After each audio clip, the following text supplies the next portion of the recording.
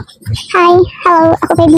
Jadi aku di sini mau baca kumpulan cerpen karya Hans Christian Andersen, penerbit buku Kakak Tua, tapi satu cerpen aja yang judulnya Gadis Kecil Penjual Korek Api.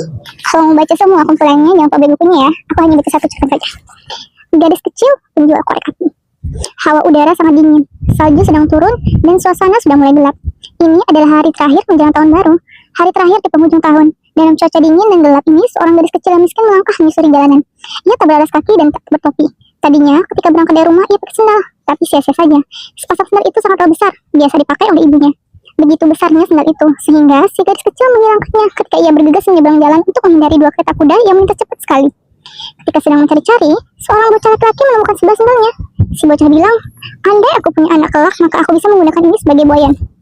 Si gadis kecil berjalan kembali dengan dua betis kecilnya tanpa alas kaki sampai keduanya merah dan biru karena dingin. Di dalam sebuah cuan tua, ia menyimpan sebundel korek api, dan ia membawa segenggam di tangannya.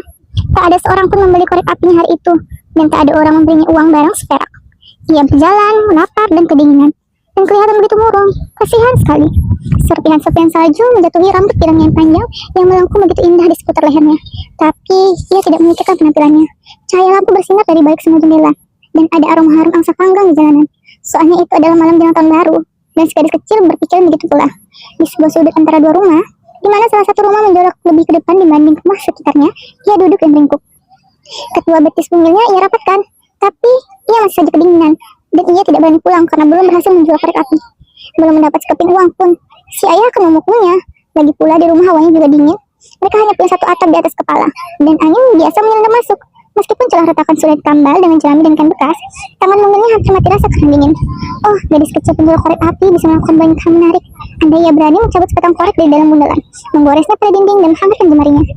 Akhirnya ia cabut sebatang, cus, betapa terangnya, betapa besar apinya. Dengan api hangat, terang bagian lilin kecil saat ia cakupkan tangan ke sekitarnya.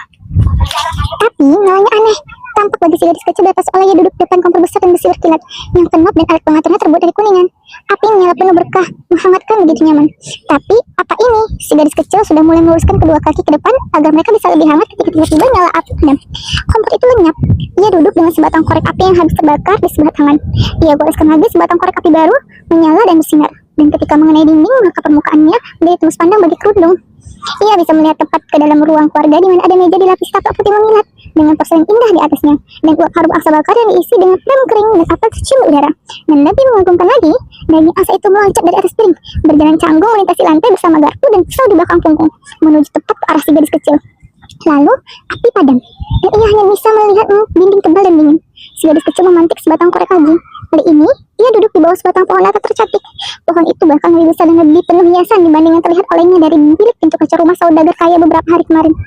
Ribuan lilin menyala di atas ranting hijau, dan gambar-gambar penuh warna seperti yang menghiasi jendela-jendela toko menatap si gadis kecil. Ia rentangkan kedua belah lengan ke udara, lalu korek api pun padam. Lilin-lilin Natal sebanyak itu bergerak naik dan terus naik ke langit. Ia bisa melihat bahwa kini mereka berubah menjadi bintang kemilau. Salah satu dari benteng itu jatuh dan membuat coretan api amat sangat panjang di langit. "Ah, ada orang sedang menuntut maut," kata si gadis kecil, karena neneknya satu-satunya orang yang baik hati padanya, namun sudah meninggal. Pernah bilang bahwa ketika satu bintang jatuh, maka satu jua bangkit menuju Tuhan. Ia goreskan sebatang korek lagi pada dinding bata itu. Dalam sinar terangnya, nenek si gadis kecil tampak di sana begitu jelas bersinar, terlihat begitu lembut dan baik hati. "Nenek," si gadis kecil memanggil keras. "Oh, bawalah aku bersamamu. Aku tahu kau akan pergi kalau nyala korek mati. Pergi seperti kompor hangat, angsa bakar, dan pohon natal yang hijau itu." Dan segeralah ia goreskan sebundel penuh korek api yang masih tersisa. Ia ingin agar neneknya tetap berada di sana. Korek api sebanyak itu bersinar amat sangat megah, sehingga nyalanya bagai cahaya siang. Si nenek belum pernah setinggi dan secantik itu. Si nenek mengangkat tubuh si gadis kecil di kedua lengannya, dan mereka pun terbang dalam kegembiraan dan kemegahan. Amat sangat tinggi. Di sana tak ada hawa dingin, tak ada lapar, tak ada rasa takut. Mereka bersama Tuhan. Di sudut samping rumah dalam sinar dingin pagi, si gadis kecil duduk dengan pipi merah dan seulas senyum di bibirnya. Mati beku di malam terakhir penghujung tahun. Hari tahun baru menyinari mayat kecil itu. Duduk menggenggam koreknya dan hampir semuanya terbakar habis. Anak ini telah berusaha menghangatkan diri, kata orang-orang. Tak seorang pun melihat keindahan yang ia saksikan, serta dalam kemegahan seperti apakah ia bersama neneknya pergi menuju kegembiraan tahun baru. Cerita yang cukup menyita hati. Kalau mau baca kumpulan cerpen lainnya, bisa baca di Hans Christian Andersen, tolong dongeng ya. Terima kasih. Dadah.